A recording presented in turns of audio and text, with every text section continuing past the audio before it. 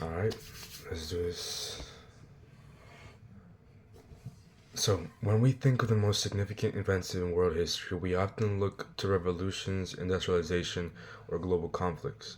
But one of the most enduring and globally transformative events was the rise of Islam in the 7th century and the later emergence of the Gunpowder Empires, consisting of the Ottoman, Safavid, and Mughal empires from the 15th to 18th centuries. And you may be asking, why does this matter so much? Well, firstly, Islam itself was a unifying force within a century of its founding. It stretched across the Middle East, North Africa, and into Central and South Asia. Unlike many empires that collapsed after the expansion, Islamic civilization held together through a shared religious, legal, and cultural framework. The Sharia law system, the Arabic language of religion and cultural scholarship, and the Hajj pilgrimage is all served to bind a vast and diverse population. However, the biggest long term impact came during the Gunpowder Empires era. These three Islamic empires used advanced military technology, especially gunpowder weapons, to consolidate and expand control. Yet their significance goes far beyond warfare. For example, take the Ottoman Empire, which lasted over 600 years.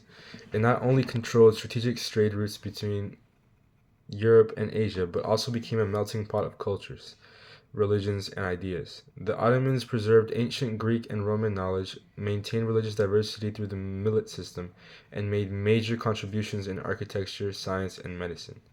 The Safavid Empire, centered in Persia, which is modern day Iran, institutionalized Twelver Shia Islam as a state religion, which permanently shaped the religious and political identity of the region.